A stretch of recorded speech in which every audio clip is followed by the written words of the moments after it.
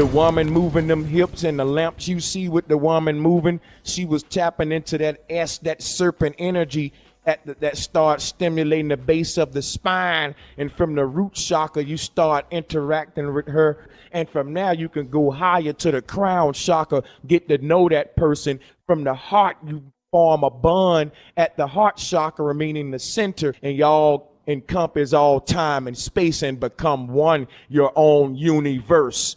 Remember that the root word of tribe is tri, dealing with Trinity, because a family is a Trinity. That's why the synonym for tribe is family. The family is the tribe, but the tribe is the Trinity, the tree of life.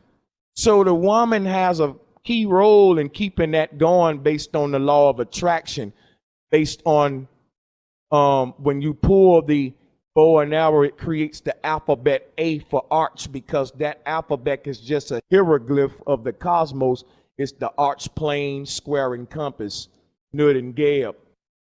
Anything dealing with the primordial source is uni or uno, like the unicorn.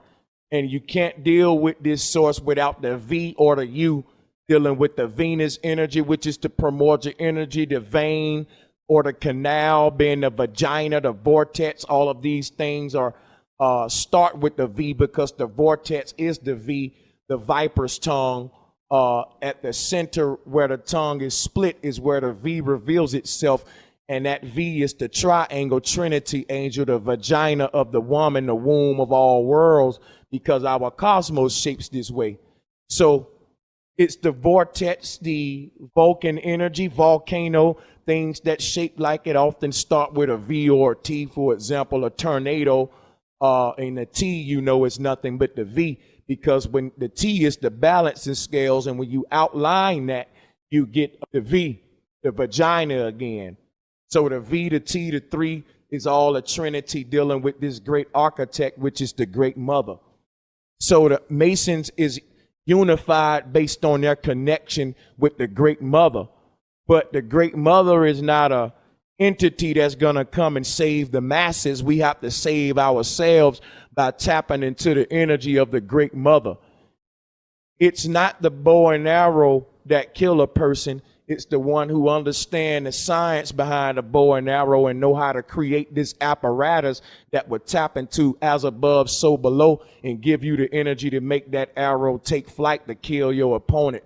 The universe ain't going to stop that person from being killed because they didn't know how to build a bow and arrow. Knowledge is power. Remember that the sword and the shield is the masculine and the feminine, the darkness and the light. The vagina that absorbs the light, just like the night sky absorbs the light of the sun, which penetrates through the darkness, just like the male penetrates through the vagina, and she absorbs that light energy in the form of sperm or spark. There's a climax or a pinnacle, just like the tip of every pyramid, based upon this ritual. It's all a pyramid ritual. So at the climax, there's an orgasm, and something happens based upon this duat, in and out motion, this dance. All right, something is birthed from that, and it's a spark or light that was birthed, just like at the creation story in the beginning of the cosmos, but it happened in darkness, just like the sperm is being let loose inside of the darkness of the womb. When this sex ritual is taking place, the sperm, which is the light or the spark, finds itself in darkness, racing to the egg of the woman. This is the arrow that's being absorbed by the bow.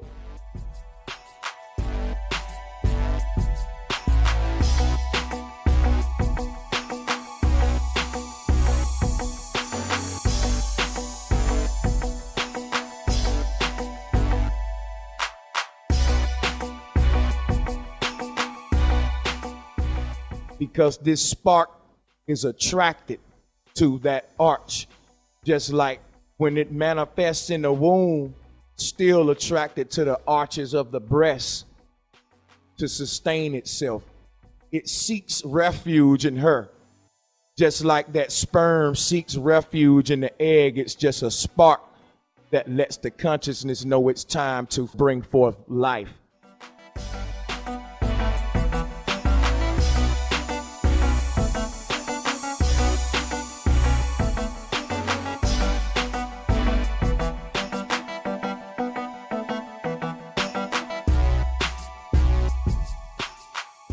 This is the Cupid concept.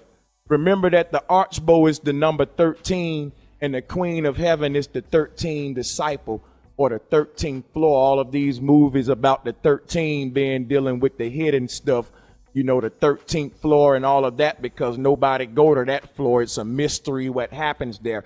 13 is surrounded with mystery because that's the darkness.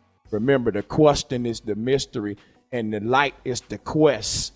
So the spark is the one that's asking the question, and the egg already knows it, but he seeks refuge in her. It's a dance, a duet that creates a trinity or a continuum or a race, all right? And this dragon eating its tail concept. The archbow is the number 13. When you add it up, you get 4 for foundation.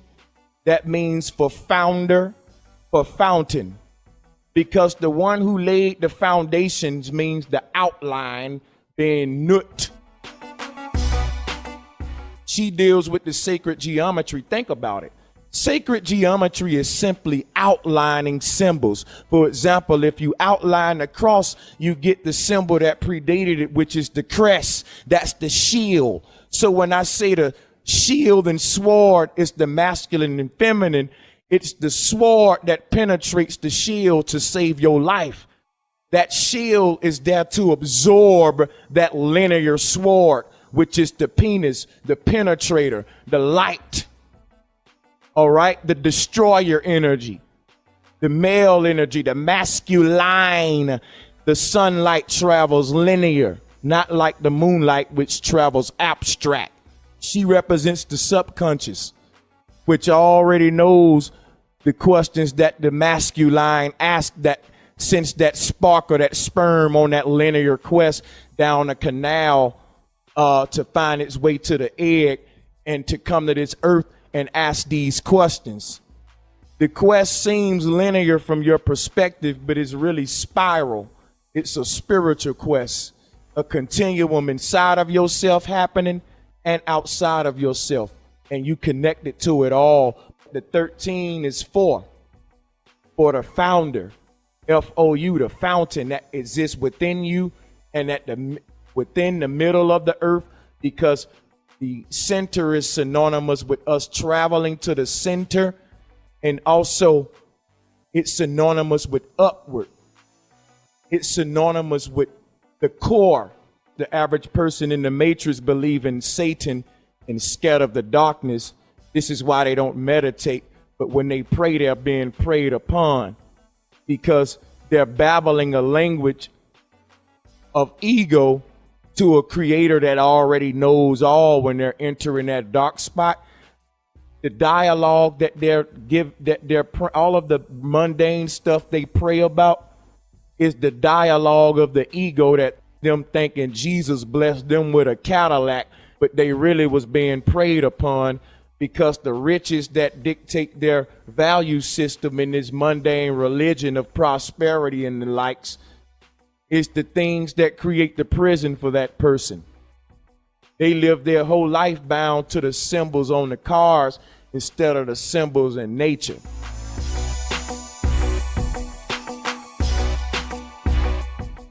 They learn their reality from the books of man, which binds them by the printing, by the pressing of the text, and the binder, which is the book, the bond, and they form a bond with the book and break the covenant with nature.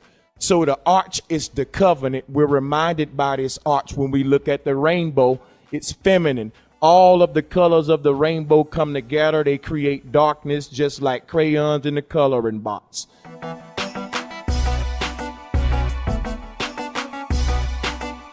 Darkness is synonymous with all of the colors. The night sky is a less dense realm that is projecting the child, which is the sun, which is in a sense projecting us here based on our connection to the sun and moon and the light luminaries above. And the plasma, when you look up, the source of all is looking back down, just like a baby looking up at the mother coming out of the womb, and the mother looking back down at the baby. And the baby asks the questions that the human asks when the human look up at the night sky.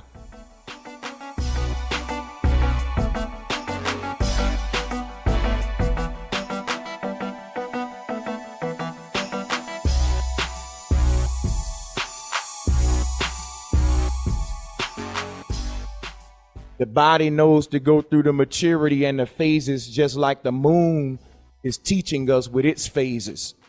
So the moon holds the mystery of reality, the phases and the transitional elements, as above, so below, of us going from the heavenly realms back here to the heart, which is earth, where we should govern ourselves from the heart chakra and remain centered, just like the G at the center of the Masonic cosmos, which is the G spot. It's a fractal reality that's being hidden to create chaos. So you only get the masculine or the arrow, and nothing to absorb that to slow this dangerous trajectory down. I mean, this is an arrow that's just flying recklessly without a bow, what we have today, and that's a scale tilted to one side. But what we have when we see Ma'at is everyone on earth on board with the teachings of the great mother or the great architect. And that will unite us just like it has done the secret brotherhood of Masons.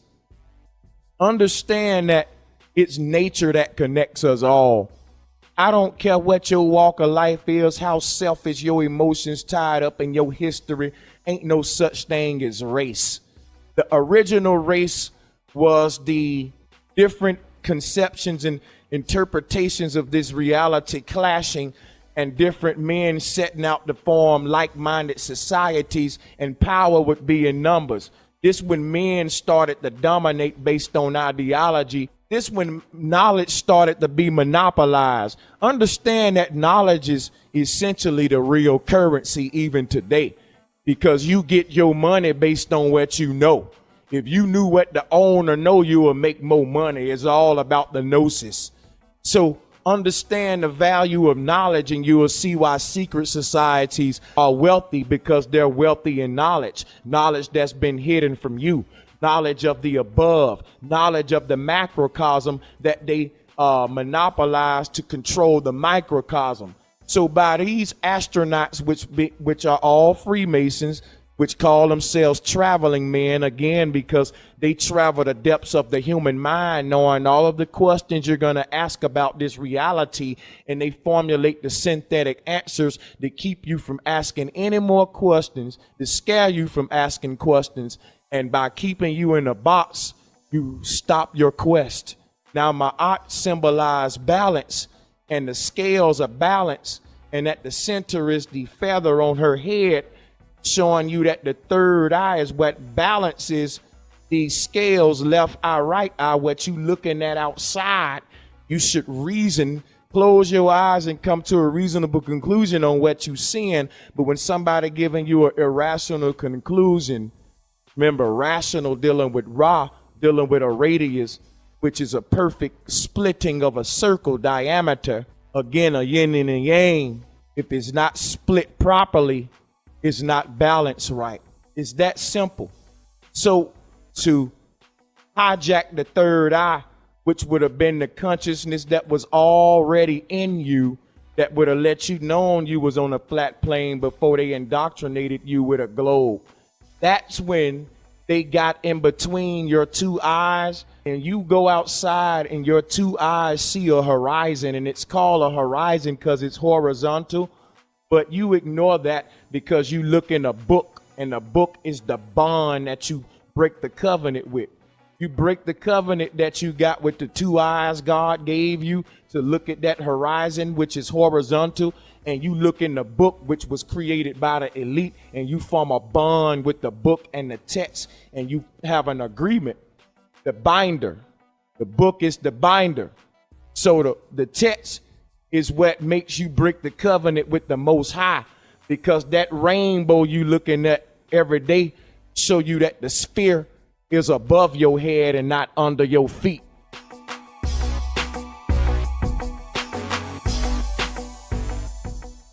So when they gave you the globe and ball up the ground beneath you, they reversed the roles of masculine, feminine. Now they got Geb bent over, when the man is the masculine.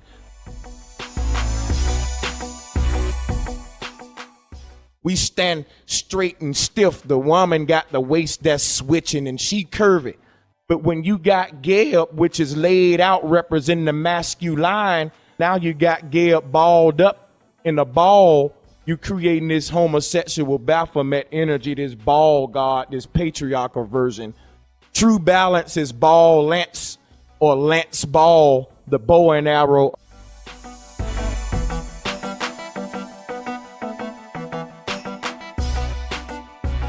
She's the real balance.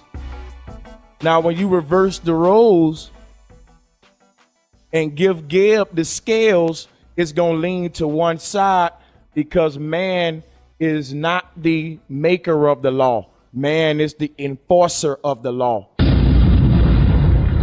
Just like the sun is the sustainer, the messenger.